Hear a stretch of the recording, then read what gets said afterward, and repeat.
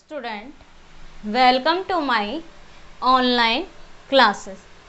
आज से MSc final math student के लिए एक नई सीरीज स्टार्ट हो रही है और इस सीरीज के थ्रू आउट आप एमएससी तो कर पाएंगे, इसके साथ में आप ये भी देखेंगे कि ये जो आपको पढ़ाया जा रहा है वो नेट, जेआरएफ और अदर कंपटीशन एग्जाम के लिए इम्पोर्टेंट है।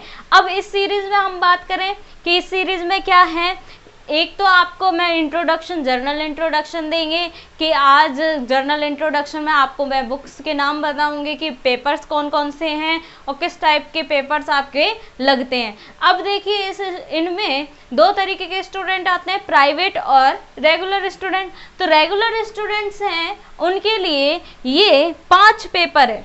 कितने पेपर हैं? 5 पेपर हैं। हमारे पास टोटल मिला के कितने पेपर्स हैं? 5 पेपर्स है टोटल मिला के। अब 5 पेपर्स हैं तो आप सभी को मालूम है ये कितने कितने डिवाइड होते हैं। फर्स्ट पार्ट में second paper, third paper, fourth paper और फिफ्थ पेपर।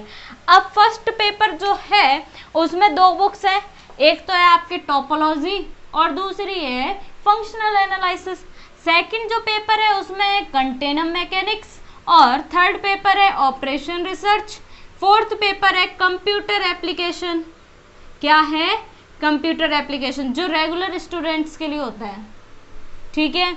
और फिफ्थ जो पेपर है वो है रिलेटिविटी और कॉस्मोलॉजी। अब पहले तो आपके यहाँ पर ट्रांसफॉर्म कैलकुलस लगती थी, अब आपके इसमें सिलेबस में चेंजमेंट हो गया तो आपके कॉस्मोलॉजी लगने लगी है। अब देखिए क्या है, टोपोलॉजी कौन सा पार्ट है? तो टोपोलॉजी और फंक्शनल एनालिसिस जैसे आपने लीनियर और एब्स्ट्रैक्ट अलजेब्रा पढ़ी है एमएससी प्री में, उसी के आगे का एडवांस पार्ट है, यानी कि टोपोलॉजी और फंक्शनल एनालिसिस, यानी कि फंक्शन लेके चलेंगे टोपोलॉजी में, यानी कि टोपो प्रूफ करेंगे, यानी कि दैट मीन्स कि हम उसकी टोपोलॉजी की एक प्रॉपर्टीज होती है उसके फील्ड के अकॉर्डिंग निकालते हैं, अदर चीज़ों के लिए अकॉर्डिंग निकालते हैं। इस तरीके की ये आपके पेपर है, ठीक है। इंपॉर्टेंट है, सारी चीज़ें इंपॉर्टेंट है इसमें। अब सेकंड जो पेपर है ये है कंटेनम मैकेनिक्स का। कंटेनम मैकेनिक्स है ये एडवांस फिजिक्स का लेवल है, यानी कि दैट मीन्स ये आपके जो अभियांत्रिकी बोले या ये कहें कि इंजीनियरिंग जो फिजिक्स है उसमें काम आती है पूरे थ्रू आउट। इसके डेरिवेशन के थ्रू आउट आप जो इन्वायरमेंट के आसपास की जो चीज़ें हैं उनके बारे में समझते हो। और थर्ड पेपर की बात करें ऑपरेशन रिसर्च। ऑपरेशन रिसर्च क्या है? जो आपने न्यूमेरिकल एनालिसिस, यानी कि न्यूमेरिकल एनालिसिस में, और न्यूमेरिकल एनालिसिस जो बीएससी फाइनल की है उसके साथ में एक आपने ऑप्टिमाइजेशन टेक्निक्स पढ़ी थी।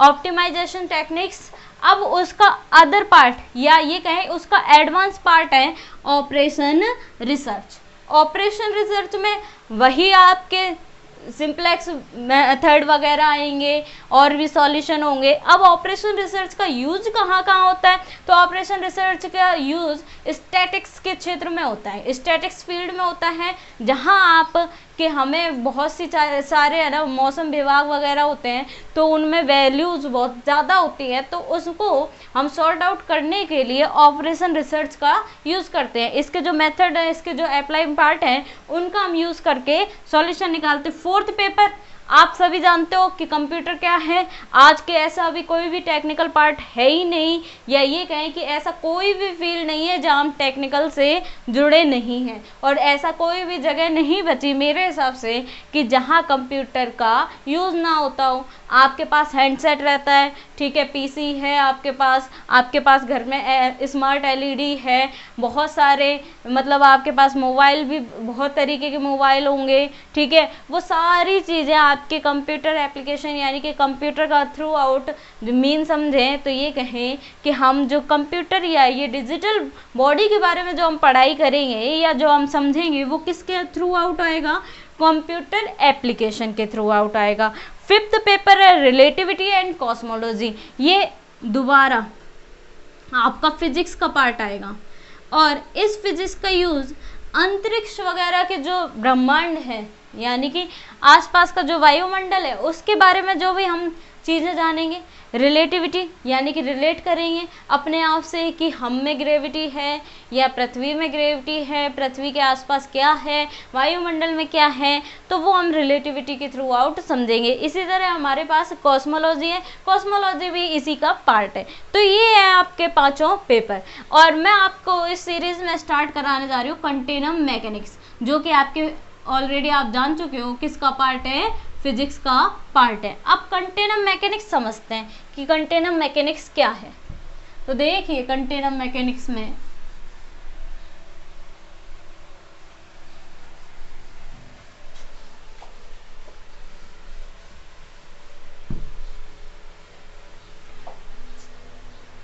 सेकंड पेपर है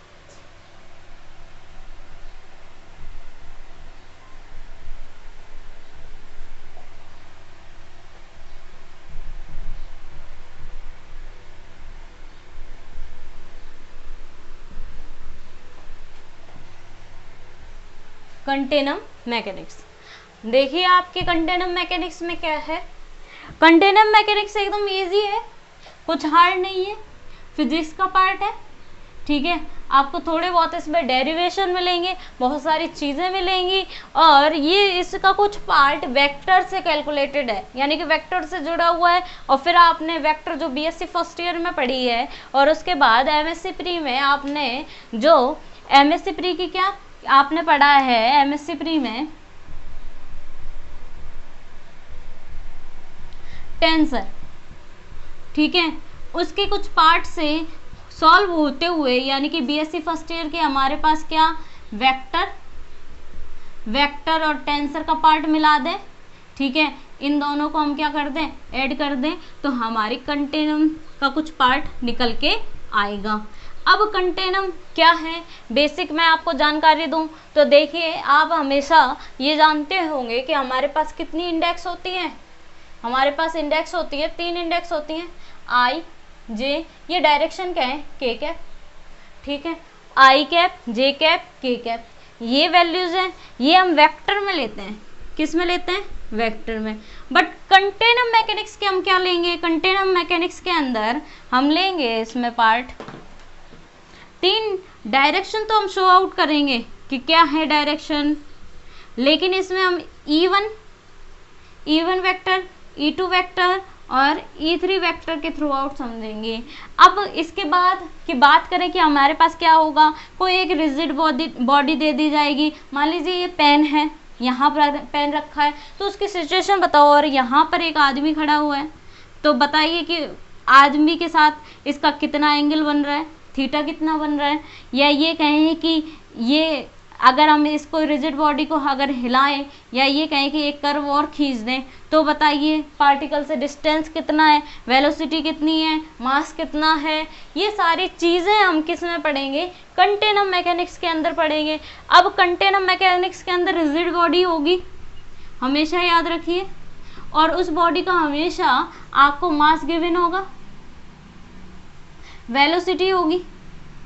ठीक है, उसका हम डिस्टेंस फाइंड आउट कर सकते हैं, और डिस्टेंस निकालने के बाद हम ये कह सकते हैं कि बहुत तरीके से फंडामेंटल इक्वेशंस निकालेंगे, जो आगे बहुत ज़्यादा इम्पोर्टेंट होती है। इंजीनियरिंग क्षेत्र में इसका बहुत ज़्यादा यूज़ है। अब हम कुछ बेसिक से चीज़ें यूज़ बताते हैं आपको कि बेसिक चीज़ें क्या क्या हैं। तो देखिए, एक इंडेक्स होती है, आपने टेंसर के एक पार्ट में पढ़ा होगा, इंडेक्स। ठीक है, इंडेक्स होती है ए आई, के लगा दे, ए जे, के लगा दे, तो जो आई है, के है, यहाँ के है, जे है, ये दोनों क्या कहलाएंगी, इंडेक्स कहलाएंगी। क्या कहलाएंगी, इंडेक्स। ये भी क्या है, इंडेक्स है, ये भी क्या है, इंडेक्स है। ठीक, इंडेक्स और इंडेक्स को और क्या बोलेंगे, सफिक्स बोलेंगे। क्या बोलेंगे, सफिक्स बोलेंगे। क्या बोलेंगे हम इसको, सफिक्स बोलेंगे। अब इस इंडेक्स का बहुत ज़्यादा यूज़ है। ज़्यादातर टेंसर में हम एक ऊपर लेते थे, एक नीचे लेते थे, यानी कि एक ऊपर वैल्यूज लेते थे, एक नीचे वैल्यू लेते थे। लेकिन कंटिन्यूम मैकेनिक्स के अंदर ये एक साथ आएंगी, या तो ऊपर आएगी या कंटेनर मैकेनिक्स में नीचे आएंगे। और ज़्यादातर हम इसको नीचे ही यूज़ करेंगे, सबस्क्रिप्ट में इसका यूज़ करेंगे। तो इंडेक्स क्या है और ये किस तरीके से यूज़ होती है, तो ये बहुत तरीके से यूज़ होती है। टेंसर के पार्ट में आपने खूब अच्छे से पढ़ा है कि इंडेक्स, और अब इंडेक्स में ये आपको बता दिया कि ये ऊपर जो लगती है सबस्क्रिप्ट कहलाती है, नीचे सुपरस्क्रिप्ट कहलाती है, ऊपर लगती है, और नीचे अगर लगती है तो सबस्क्रिप्ट कहलाती है। और एक हमारे पास आती है dummy index.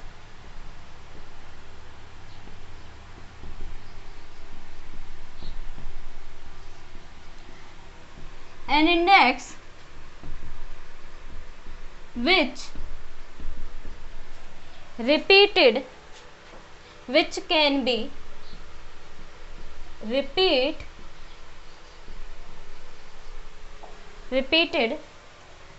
in one term, then this kind of index is called dummy index. अब डमी इंडेक्स कह दिया, क्या कहा, an index which can be repeated in one term, एक टर्म में कम से कम एक या दो से ज़्यादा टाइम्स आए, ठीक है। In one terms which can be repeated twice in one term, twice लिख दीजिए, ट्वाइस यानी कि दो या दो से ज़्यादा बार आए, ठीक है, in one terms, then this kind of index is called dummy index. अब देखिए यहाँ मैं लिख दूँ ए आई के, ठीक है, एक्स आई एंड ए आई के या ए जे एक्स। यहाँ डमी इंडेक्स बतानी है, एक बार बताइए, एक बार सबस्क्रिप्ट में आएगा, एक बार सुपरस्क्रिप्ट में आएगा, यानी कि इन क्या one times subscript and one time superscript.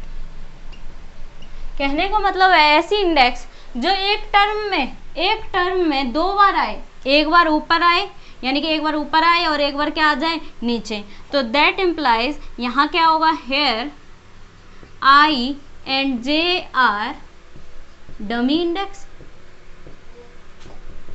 ये कैसी कहलाएंगी, डमी इंडेक्स कहलाएंगी। और के क्या होगी, के एक फ्री इंडेक्स होगी, फ्री यानी कि दोबारा रिपीट नहीं हो रही है, इसलिए इसे हम क्या कहेंगे, फ्री इंडेक्स कहेंगे। इसके बारे में आगे पढ़ेंगे। अब देखिए यहाँ क्या लिख सकते हो, ए आई के एक्स आई, ए जे के एक्स जे, यानी कि इक्वल है, that implies one dummy index can replace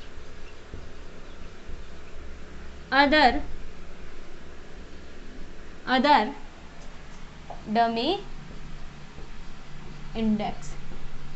यानी कि एक डमी इंडेक्स यानी कि आई डमी इंडेक्स है, जे डमी इंडेक्स है, यदि अगर ये दोनों इक्वल लिख दी जाएं तो दैट इम्प्लाइज आई इक्वल जे, यानी कि कहने का मतलब है एक डमी इंडेक्स ने दूसरी डमी इंडेक्स को क्या कर दिया, रिप्लेस कर दिया, यानी कि जे की जगह आई लिख दें या आई की जगह जे कर दें, यानी कि डमी इंडेक्स क्या हो सकती है, आपस में चेंज हो सकती है। तो इस तरीके से आगे भी हम बहुत सारी चीज़ें इसके पढ़ेंगे कि डमी इंडेक्स क्या है, फ्री इंडेक्स क्या है, सबस्क्रिप्ट क्या है, सुपरस्क्रिप्ट क्या है, और फिर आपके कुछ बेसिक नॉलेज के थ्रू आउट मैं आपको कंटेनर मैकेनिक्स लेके चलूँगी कि प्योर उसमें क्या है।